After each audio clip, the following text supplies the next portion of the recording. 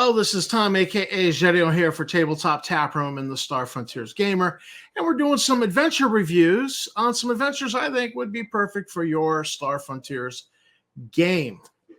These are Cepheus Engine, so they're perfectly appropriate if you play Traveler. But first, let me just say thanks for watching the video, and if you're not already a subscriber, please do hit the like, subscribe, and bell icon, and consider hitting the link in the show notes for our Cafe Press store where we got a little bit of merch, sports channel. Moving right along, we're doing a review on 3 adventures, and I'm gonna try not to spoil it too much, but these are all by Joseph Mower. If I'm pronouncing his name right, I think I am. And, I started following this guy and I started downloading his adventures a while ago.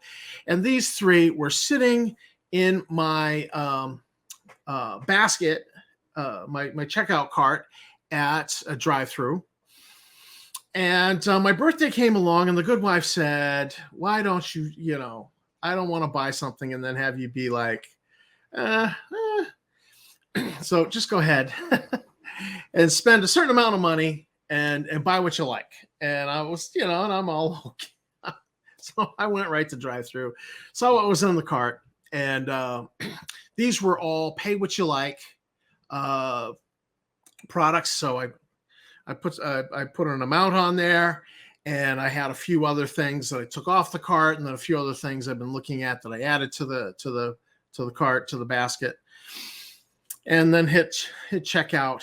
And so I thought I would do a review on these. These are great bread and butter adventures for your sci-fi RPG.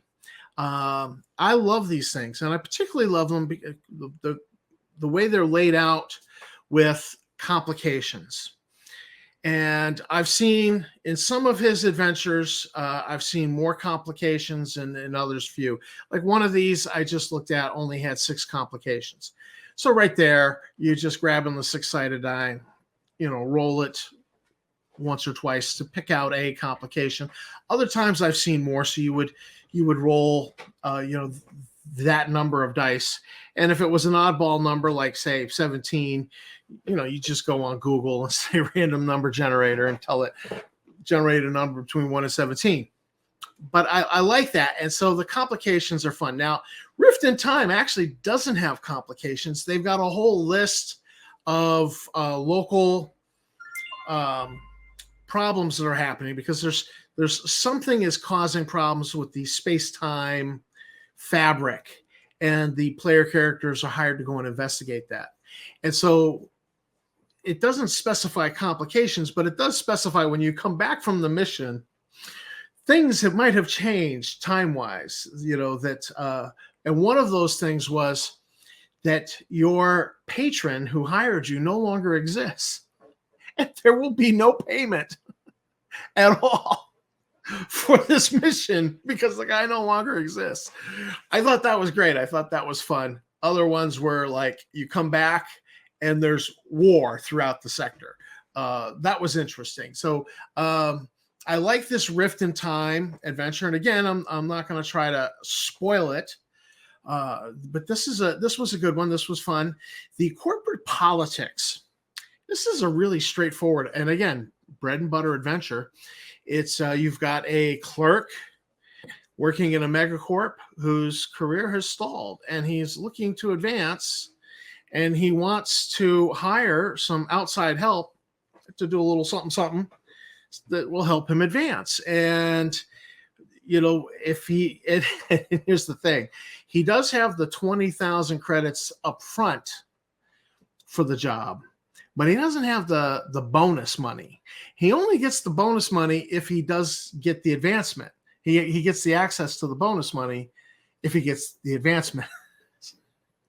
So you can have a situation in the game where the player characters do the job, expect to get paid, and the guy's like, and they legitimately did the job, but legitimately he did not advance. Maybe the corporation said, well, we'll just send somebody else out there to take over that position he was looking to get. And so he does not actually get the new position he was hoping to get.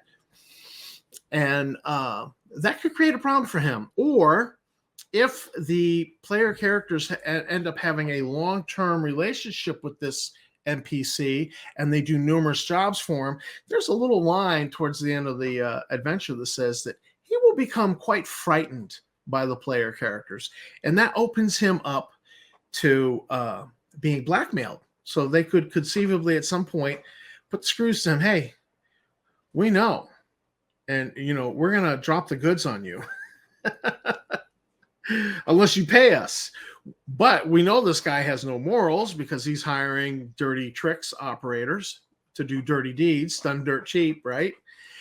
So he's prone to maybe hire somebody else to deal with the team that he's now afraid of.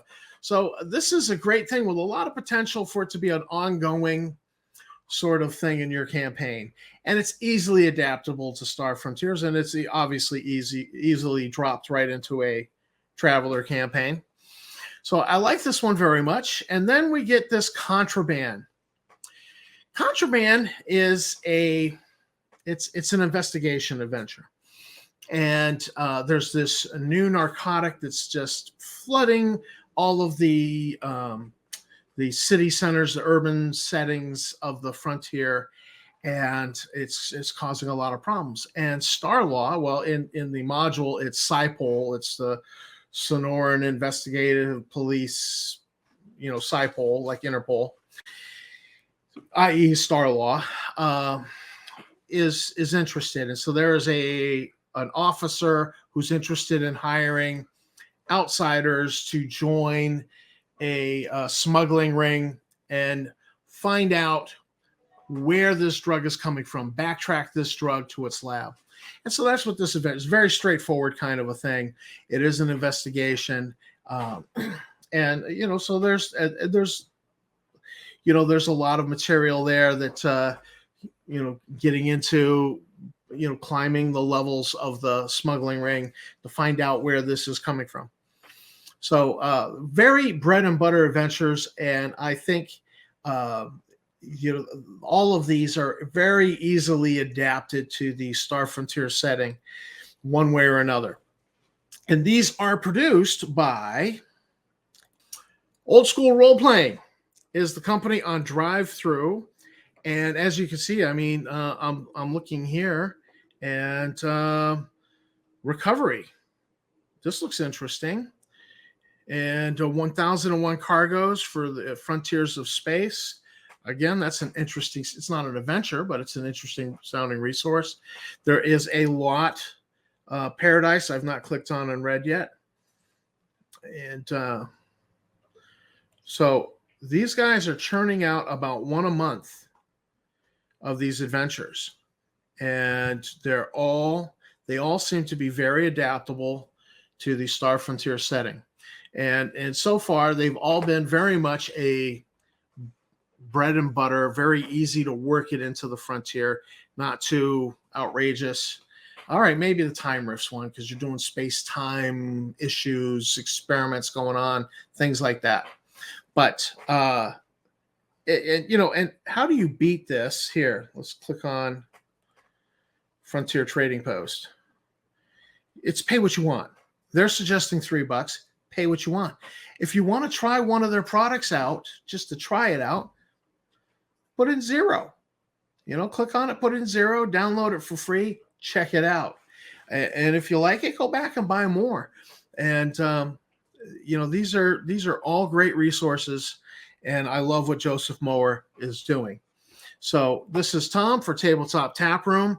We're strongly recommending Old School Role Playing for your Star Frontiers gaming, or if you do Traveler, here you go. This is great material for your Traveler game. Again, very much bread and butter adventures.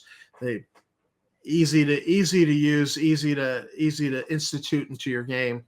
And I'm enjoying downloading these materials from Joseph Moore and Old School Role Playing. So thanks for watching the video. Thanks to my subscribers. You guys are great. Don't forget to hit that like, subscribe, and bell icon, and I will see you in the frontier. you.